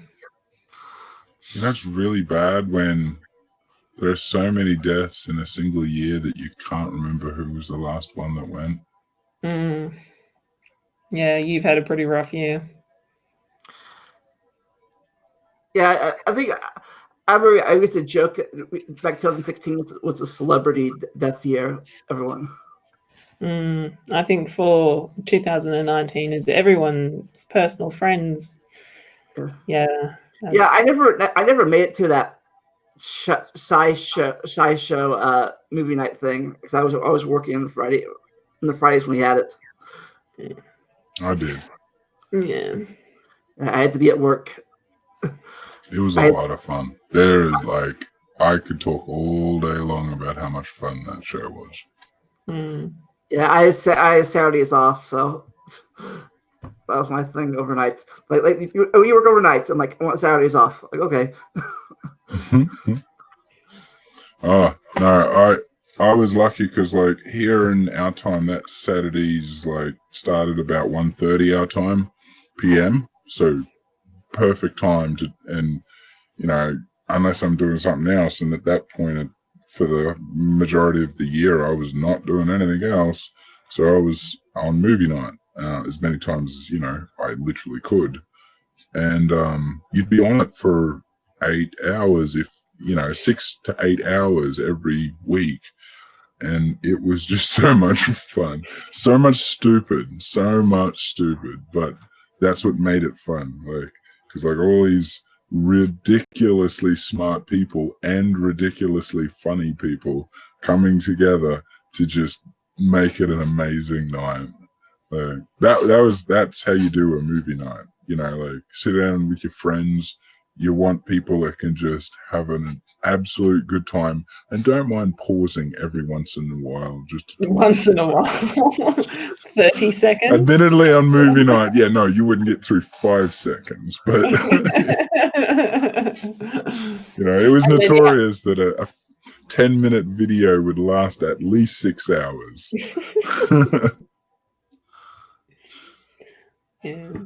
Yeah. Oh fuck! That best show. Like I'm actually intending on binge watching it, but I know it would take a year or two to just get through all of that. Yeah, I actually asked him to be on my channel a few months ago, and he said yes, but I never got around to scheduling it and stuff. That's unfortunate. I'm a bit. That was one of the few things that I'm sort of kicking myself that, like, I wanted him on. It was just one of those things that I was like, he was such a permanent fixture for me that I never imagined he wouldn't be there. You know, like, so I just thought, well, I can get all these other people when I could get them, and then like, and it was annoying because it was a few months before it. I'd thought about it. I was like, shit, there was something I wanted to do with Sai, and I should do that. Yeah, and we were talking through we were talking through Facebook like back in this January or February, because I saw him. I think I saw him through Paula Gia's channel too, during their collab of some movie, some movie they were debunking or reviewing. And you know what? This is something that like I never realized, like, because I'd found Paul well before I found Sai, and I found Sai through other people, and I'd found them at a point in time where Paul was much, much bigger. Like, he was already a well-established person as he is now online, right? Whereas Sai, he's big, but he didn't have an established name. Like, he never got as big as what Paul is. And it was amazing for me to find out, and unfortunate after his passing, but it was amazing for me to find out that it was actually Sai who brought Paul to us. Like, it was Sai who gave Paul a voice and brought Paul into this community as a newbie kind of thing, and then Paul became who he is. And that to me was just like, holy fuck, like, that's how important he was to this larger community that we have. And I mean, I don't mean community like it's because some people don't like that word. It's just a bunch of us fucking random people that do these videos that we're all interlaced and yet so different, you know, like. And without Paul, we wouldn't have Shannon. That's what you told me, not Ja. I didn't know that. I didn't know. No, that might have been what I'd not. She was around. She was around, and Paul and Shannon met on a stream, and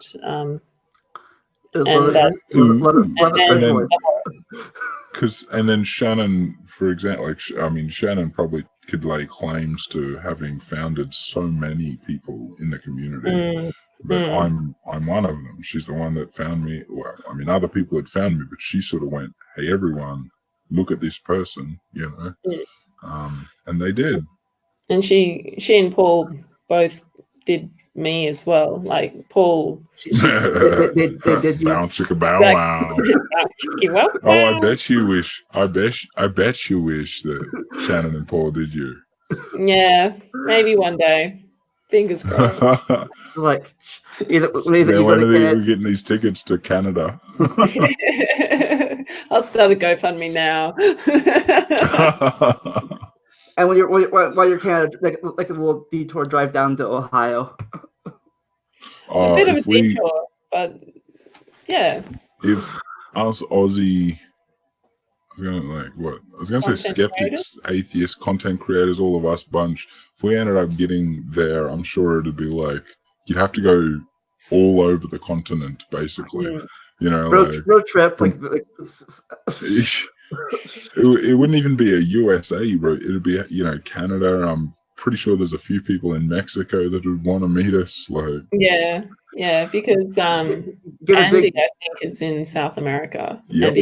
Either we stop at each house to do a little video each house, or you pick them up each way, like a big van or like those big 60 vans or a big camper, like hop in. Well, so I'd like to do until dusk till dawn. That's the way I'd do it. We'd have to be over there for at least 2 months. Yeah, at least easy 2 months. As much as it to hire a camper van for, you know, I know, fuck that. Let's just do a coach. Like they do for our band. Because you're gonna have like 10 people. It'd probably be cheaper to buy one, actually. Like buy like one of those. Buy a really, really shitty one.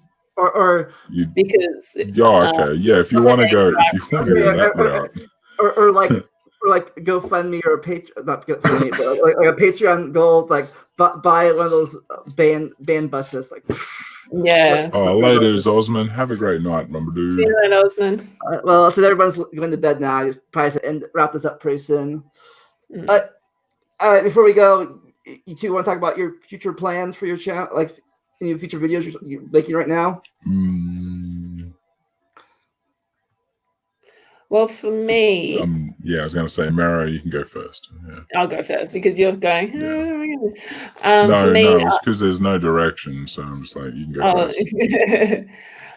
Well, my long-term direction for my channel is just to have one. Because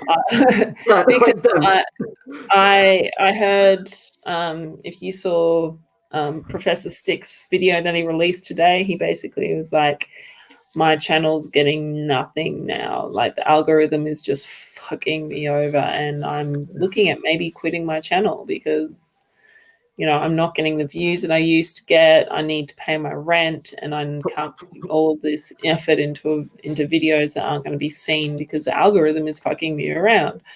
I think for a long time, I think people have for a while now, people have going off of YouTube money and going on Patreon money. But even still, like, he said it doesn't bother me so much the AdSense revenue loss. It's the fact that my channel is been taking a hit because it hasn't been recommended by the YouTube algorithm. Yes, it's not so much. Exactly. We're not, because like three of us aren't really that popular yet. So we haven't met that thing. It's like we're below 1,000 anyway. It's like here, YouTube, like, there you go. Take my 2 pennies. Like none of us are monetized yet, but if we don't grow, then what's the point of doing these videos? And it'd be really disappointing if for someone like Professor Stick to shut his channel down, because he's an incredibly good content creator. I really hate to say this, but that's the intent of YouTube. That's what they're doing. They are trying to get rid of channels that don't, because it's a combination of the fact that there isn't as much money in YouTube as there once was after the adpocalypse. And because advertisers are now not trusting YouTube, it's not so much each individual creator, it's they don't trust YouTube. To be able to put them with good creators. And then you've got the fact that they are making a loss on every single content creator isn't monetized and making a profit, which is very few and far between. So they need to find a way to get rid of them without actually just straight deleting your channel. And it's to go, okay, who's actually in this for the long run? Who's actually doing this because they really just want to make videos, or who's actually out to just, I want to make money on YouTube. Because if you're just after money on YouTube, walk away. Yeah, You're not gonna. I've been doing You're this. just not gonna. I've been doing this for 10 years now. Yeah. And if like I don't I'm not aiming to get monetized. I'm not aiming, like it would be nice to get a little bit of money. Yeah, it'd be nice, but I doubt I'm never gonna be that YouTube Like, famous. one of my YouTube friends, I've been a fan of her since she was like 500 subscribers, and this was in September. Her name's Mary Sidivano. Since I found her in September, she has passed me. She's doubled her subscriber count in 2 months. Yeah. So she's now 1,000. She'd be over 1,100. She's just exploded. She's doing so well. And she told me that she's been monetized and that she's made $1.50. So of course, I don't think you can get it. I don't think you can get it to like they don't send you the money to get past $100. Like, yeah. You have two options when it comes to making money from YouTube. You can go through AdSense and ask YouTube to go, tell me, YouTube, what is appropriate for ads, and give me ads and I'll give you some money. Or nothing you anymore. can make content that is worthy of being able to go, look, hey, advertiser, I am putting out content that is reaching however many lots of people. How much will you pay for me to throw one of your ads on my video? There is nothing stopping you from doing that. And that's anybody. You don't have to wait for monetization for that. Yeah. Yeah, and the other thing is, you also don't have to expect that you have 1 million views per video to get that. What you can do is go to local places and go, hey, I have this YouTube channel. It has a few thousand subscribers. How would you like, and you obviously don't tell them that none of them live near you, for me and Merrill, obviously, but you can be like, look, and you go, okay, how much do you pay for a small, spot of advertisement? And all you have to do is go, hey, there's this place down the road that, you can do that though. All you have to do is then click the button in your upload to say that you've got an ad present. Yeah. And then that is now yours, and you can make money off of it. If you like, hey, American viewers, what's an Australian beer? Pretty much. Actually, I have seen video ads for a store that's actually not that far from where I live. So that's probably what's happened there. But then people are like, but you guys sold out. You're making this for money now. To be honest, if they're that worried, just tell them to get a goddamn ad blocker and join the rest of the new century. Yeah, actually, about that, I have three about that. But back to making money stuff. Like, some people don't even have commercials now. They do it themselves. Like, hey guys, it's like Vidalia here. Drink I like this hair product because I use it. They make their own commercials, but really commercials selling out. That'd be like, in my opinion, that's doing something that you don't like just for the money. Like, say you hate chocolate, but all of a sudden you're sponsored by Hershey's, whatever. Like, like, this is Hershey bar, and I love Hershey bar. Wink. Like, I don't like chocolate, but they're giving me money, so I like it now. Pretty much. That's selling out, in my opinion. Well, I don't. If you have a company that you really like, that's the point. You really like them. If you really like the company, and you really think that their company is like the company's worth talking about, then I don't think that's selling out at all. The thing is, for every every video I've uploaded, I've spent at least 15 hours editing. I mean, that 15 hours just runs away. I don't see it. Like, it just is, I look up and like, shit, that's, 4 hours have passed. No, actually, it would be like if say like Bible manufacturers when advertising your channel, like, hey, like we're the Bible, Absolutely love that. Or the Tracy Museum or Ken Hand comes to your channel, like, can you advertise on your channel, please? Yeah, I'd so do that. I would absolutely do this, and I would make it very clear I'm being very sarcastic about it. But Orla makes a really good point. She goes, what they're doing is actually against EU law. When they strip monetization without telling you why, they're effectively firing you without a reason. And I think, in my opinion, I think that's where YouTube is behaving unethically. Navani, how much? They're not hiring you. They're not. Yeah. Well, I think that they're not hiring you. You're looking at it the wrong point of view. I understand that perspective, and I get it, but it's not actually against, like, unless the EU law is got some other specific, like, that's not the reason it'll be against, because they're not hiring you. That's not within the contract in any way. You are not getting paid by YouTube. You're getting paid by an advertiser, and that advertiser constantly changes. It's not as simple as people are thinking it is. And a lot of people who have this perspective, even the biggest YouTubers who are fully, they've been on, with advertisers and everything, they don't even get this right. And it's frustrating because as content creators who are really small, we're getting the worst of it, honestly. And this is me saying it the same as anyone else, really, in our group, because even Jimmy, Mr. Atheist, he's going to be copying it just as bad as the rest of us. He is not a big channel. He has a small channel on YouTube. He's pretty much a nobody on YouTube in the reality of things. I hate to say it. I love him.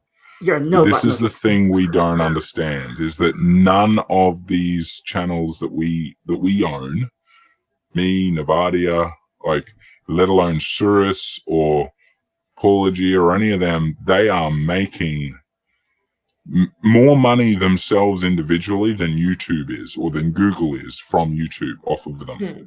Yeah, YouTube's even though they're making a profit. This is a huge loss. And they are trying to figure out a way to keep YouTube online. And this is something they've been working on for years. And we're all going and just complaining about it because we're like getting shit. We deserve money. We should get paid for this. No, we shouldn't. Go back 5 years or so, and none of us were getting paid. Yeah. Maybe more than 5 now. Sorry. I think you're misunderstanding my argument. I think I actually didn't hear most of your argument because I ran away. We talk like she's talking up. Leaving now. Yeah, exactly. Nobody wants to listen to Tara. Jesus. My argument is that okay, I understand where you're coming from. I totally understand where you're coming from, and it's like you're not being hired by YouTube, or it's the AdSense thing. It's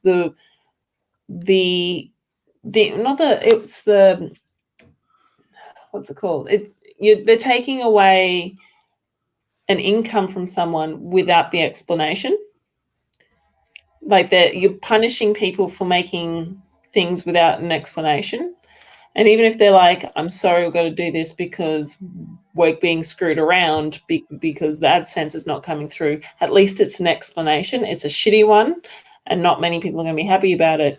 But it's just simply like, no. Yeah, and it's also the law. No, I get you. I understand that.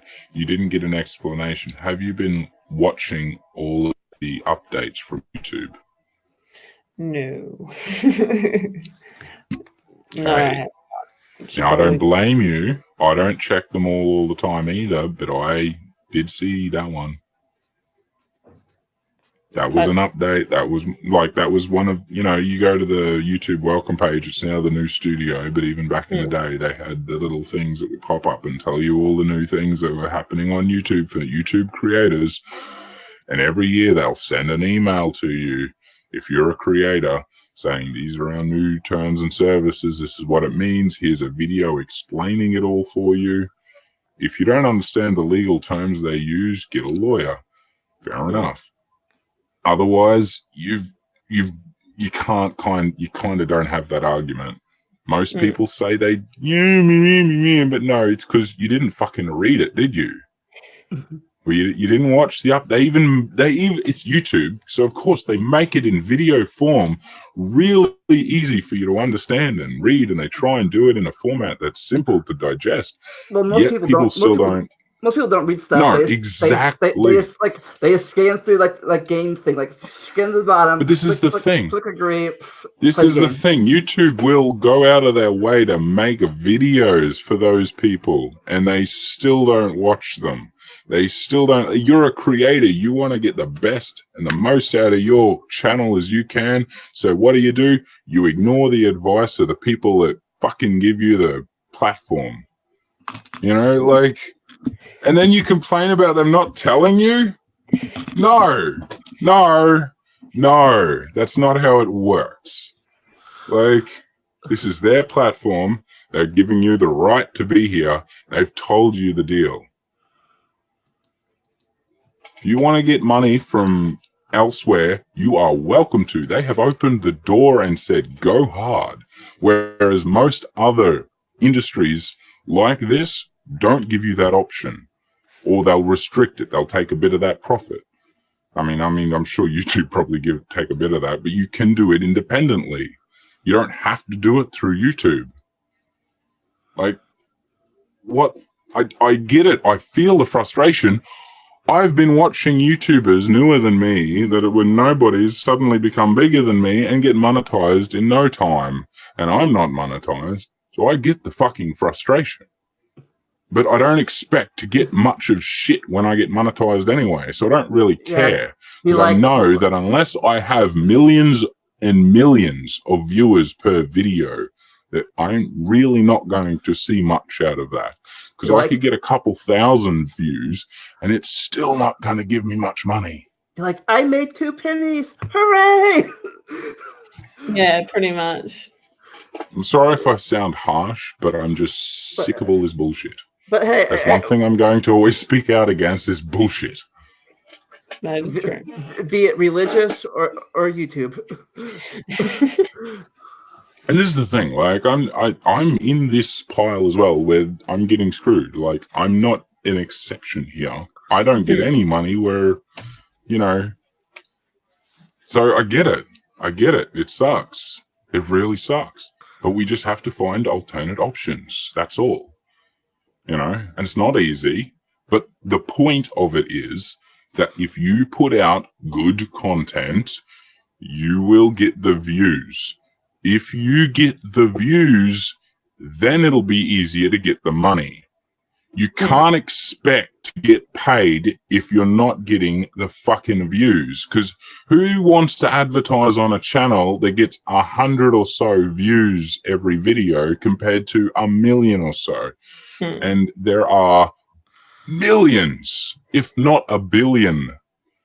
Last count I heard was over 1 billion YouTube channels. So seriously, this is basic economics.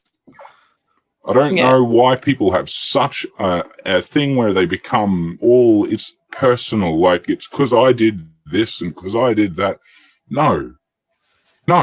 I mean, I get it when it's you're getting strikes. That's a different story, because you did something controversial, talked about something you shouldn't. I won't say anything just so that this video is good, but you know what I mean? that's a different conversation. I'm talking about those that are just, I want to get money because I'm, over 1,000 and honestly, it's going to be 10,000 in no time. subscribers. And to be honest, they don't care about subscribers anyway already. They really don't. It's they view, want now it's view hours or view minutes or however it is now. Yeah, exactly. It's how many people you got to retain your audience, otherwise they don't care. Because they know they can't put an ad every 10 seconds. That shit doesn't work. They need you to watch the whole video. They need the ad integrated into the video. And even that, they're still changing. So give it a year or two, it will change again. This is the game we play. This is what you do if you're a YouTuber. You don't like it, walk away. It's the same as like evolution stuff. It's a It's balance. an evolution thing. But I'm looking in the side chat with Orla, and she's talking about that that list that will cause the demonetization. And she's said that hot that goes cancer, cure, graveyard, decade. Definitely, that goes into the shit you'll say that is controversial. That is something that will happen at the moment, but that is a different topic. You said decade. I said decade. Demonetized. Yeah. Like I think there was a fairly common name like James or Jim or something like that caused demonetization. Probably Jimmy or something, because there's Slim Jim or all these slang terms that can be perverse. Yeah, but using what names. If your name is Jim? Imagine having your name. You're screwed. It's the same as the dude. I mean, it's not the same because it's a different kind of thing. But like the dude is named McDonald's, makes a fast food chain, but he can't name his place McDonald's because of McDonald's. But yeah, that actually happened here in Australia. Actually, funny story. This is the fun. This has happened. We talk about one thing. All of a sudden, we're on this channel. We talk about one thing. All of a sudden, we're way off to hear another subject. Yeah. Oh, well, isn't that the point of this show? That it's enjoy the randomness. That's it. Yeah, I was just thinking random. That's my catchphrase for 5 years. I started that. I started that like 5 years ago when YouTube trailers became a thing. And they're like, you can make a YouTube trailer now. Like, okay, what's that be about? What's my trailer be about? What do I do? Like, what do I do on this channel? Like, well, I do rants. I make food. I do vlogs. I do video games. I'm like, wow, I do everything on this channel. I'm all random. Enjoy it while it lasts. I got to admit, can I say, that's a good thing, because one thing I've noticed about my channel is because the way I've marketed it and themed it, if I do something that's not Jehovah's Witness themed, it won't get much attention. Whereas compared to those that I do Jehovah's Witness themed, like, and if I do a bunch that aren't, people don't watch my videos for a while. It takes a few before they start watching again. Whereas if I punch out a bunch of JW ones, they'll be, the views will just keep piling on. And it's a downside because it becomes a grind doing the same thing over and over again. You want to do something different. Yeah, specializations like. And I'm the same. Like, I like doing a bit of video games. I like doing a bit of like random things. Like, but you can't do that when you have a specialized sort of themed bloody channel. Yeah, for me, it was I could never do that because I can't keep up with one channel sometimes, let alone 2 or 3 channels. Like this is my video game channel. This is my skeptic channel. This is whatever channel. Like I can barely keep up with one channel, let alone like 3 or 4 channels. Yeah, that's why I changed from Godless Stray into Nevadia, was because I was running a science channel under my actual name, and also running a YouTube specifically on atheism. And anyway, when I was talking to Ocean Keltoy, who is just a lovely person and genuinely great guy, he said I should amalgamate my 2 channels because it's extra work for less views, because that was when my Godless Strayan videos were taking off, and also because of that whole reason, which is why he wanted me to, like he said, if you wanted to expand and do your the thing that you want to do, which is a science as well as political stuff, as well as the occasional Lucius thing. He was like, you should do that. I was like, that's a good point. So that's why I went from Godless Stray into Navadia. And now everyone knows me as Navadia. There was actually quite a smooth transition, luckily. So I got there before I hit 1,000. Wait, so how is it a smooth transition when you keep arguing with all three of yourselves, or the other two of yourselves? Well, so far I have not argued with myself as Meredith Nevin or Godless Stray. That's just the other two of yourselves. Yeah, okay. It's going to happen. It's going to happen. That's going to happen. Oh, yeah, shit. Okay. Yeah, because I'm on uni break right now. I can start doing better quality videos. So there is a video coming. There's a video eventually coming at some point over the uni holidays where I'm going to reinvigorate Meredith Nevin and Godless Stray. I think we all have come a long way. Like my first 4 episodes of my podcast, I do here. It was recording on a laptop in the parking lot. My first 4 episodes were on a laptop in the parking lot at McDonald's. Yeah, fair enough. Like I was outside the parking lot. Some of the literally one of my favorite series that's still ongoing on YouTube is from Jen with 1N. Her entire series is the alphabet series. She goes from A to Z or Z. If you're from here. I know I speak to an American audience. Yeah, I've caught myself saying aluminum, and I'm like, no. So she got A to Z for different words and phrases that are relevant to the skeptic and atheist community, and she educates you on those terms, and it can be really good because it won't be usually not the things you think. Like you'd be like, "Hey, atheist." No, of course not. It's so much better than that. And we're only about, I think we're up to P, or I might be wrong. So we're still going through it. It's about a year or so old now. It's a brilliant series. She makes the entire thing in its entirety, upload, graphics, editing, the lot, recording, all on her phone. So if you have anything better than any form of smartphone, you can do what she does. She has one of my favorite series on the YouTubes. Just goes to show, like, what I put out is fucking shit, because, like, I can't even compare my stuff to the quality she puts out. Like, you see, okay, I've got 2 advertisement videos that I do for my merchandise store. And one of them is Merrow's, which is a fan favorite, I must say. But the other one is of Jen, doing an animation for me, picking up some stuff from my store. And if you want to go for quality, you watch Jen's, because that is freaking amazing. And she did it all on her phone.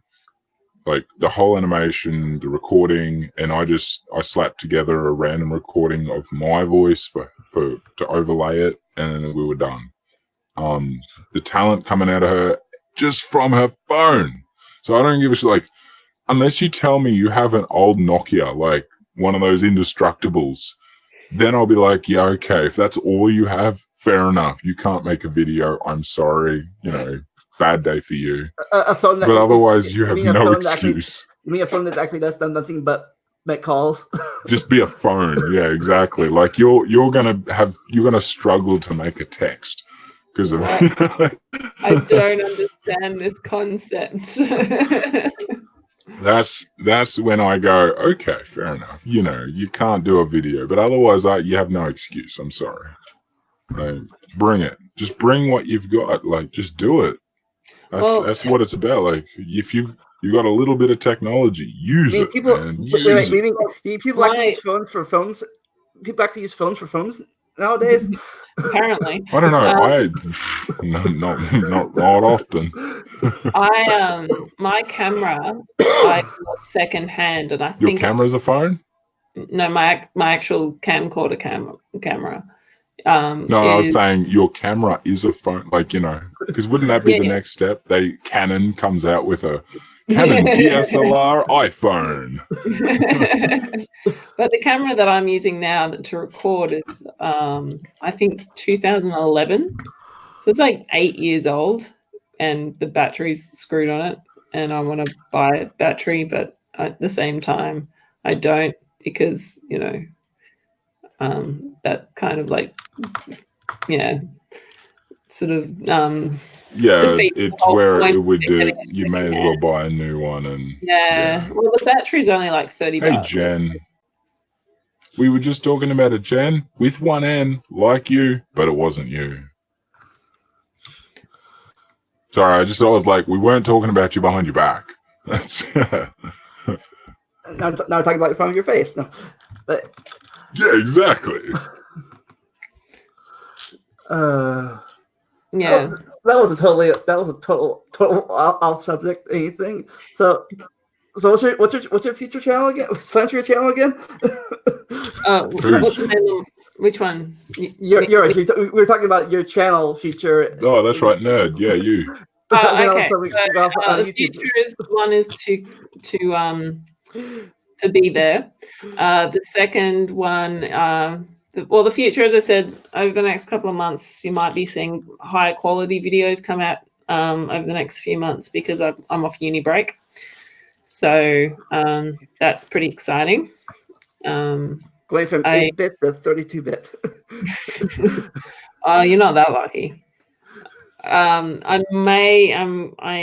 going to also be looking at learning how to do a bit more animation as well because I do a little bit of animation and I'm terrible at it. Right. So yeah, that's sort of my aim for my channel over the next couple of months. And Critical Cripple says, I keep meaning to ask, who of you weird Aussie peeps have physically met? Actually, we talked about that we were talking about that about an hour ago. Rewind. Rewind. Well, I haven't met Jen or Osman. So. I have met Osman and I have met Grumpy Old Dave. Have you two met each other? Yes. I've never met either one of these people, at least in real life. In real life. That'd be a bit weird if you had. Well, just without anyone knowing, especially, it'd be like, holy fuck, how did they get all the way there? And you didn't go and visit everyone else. You know, everyone would be pissed. Unless you guys were over in Ohio or something randomly last 40 years, like we met each other, right? No, meet each other. We walked by and didn't know who each other were. Some random time. Was I doubt, but anyways, on my channel, future, I have 2 episodes planned already.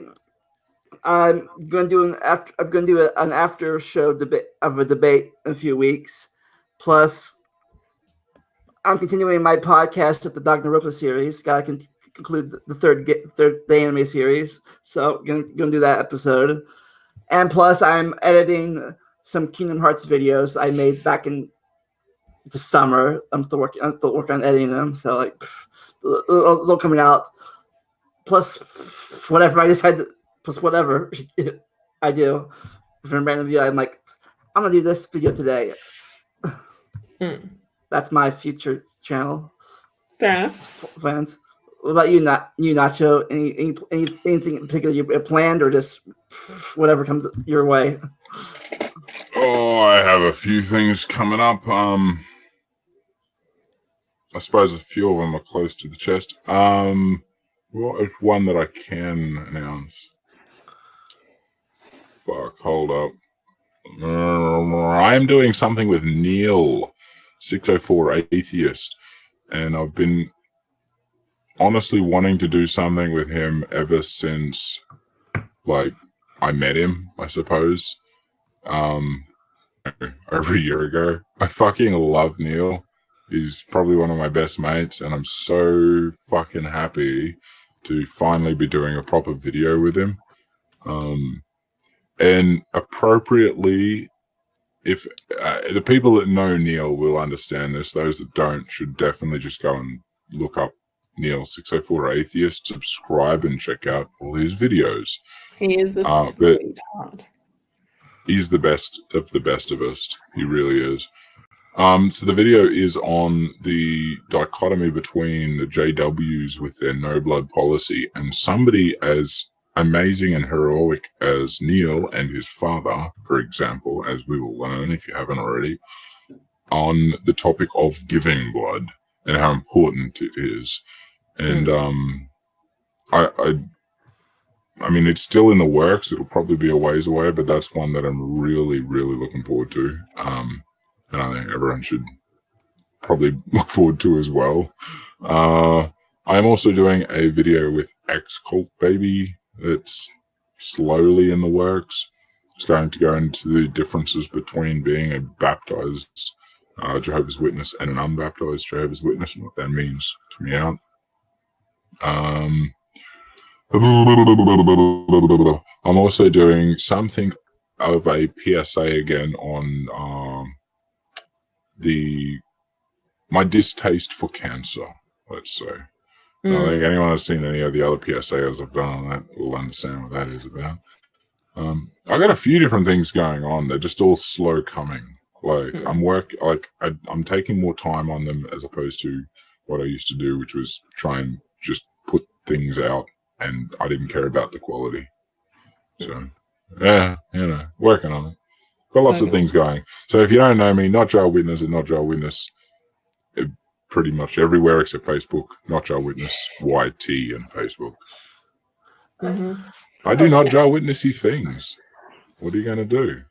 Yeah, if you're not subscribed to them, their links are down below. They're going to be in a second. It's like I am Linky linked. Well, Linky linked. I'll be Linky linked.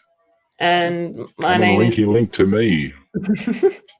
My name is Meredith. I'm going to keep talking over. Yeah, fuck yeah. That lady that keeps talking. Oh, who's my name this is Meredith, lady? and my That's who that lady is. My name. Go subscribe to Navadia. Yeah, and don't give yourself the raw prawn or Scandimide, nitrogen, and serum. She'll take the raw prawn. I will not take the raw prawn, man. She loves the raw prawn. That's all she ever has. No. As raw prawn for breakfast, lunch, and dinner. As a true, you don't even barbecue them. No, I don't put the prawn on the barbie. No, as a true Christian, I don't. What about a shrimp? Oh, fucking hell. All right, sorry. I'll shut up. You better. Fuck you.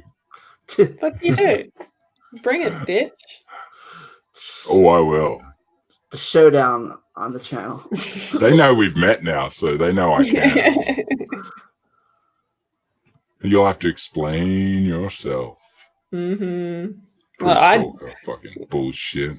Whatever. You were fucking pre-stalking me, dude. See, there it goes again. You so were pre-stalking. It's like Vandalia, just end the show. Don't work with it. Just end it. Just don't let her finish. Just end it. I got to end my catchphrase. Oh, okay. Sorry. All right. So check out their channels if you haven't yet. All my 5 viewers that aren't their viewers too. But anyways, they're all brilliant. Love them all. Just remember, shut up. Never stop learning and enjoy the randomness. We'll see you next time. Bye. See you, everyone. Fucking pre-stalker. Fucking stalker. Pre-stalker.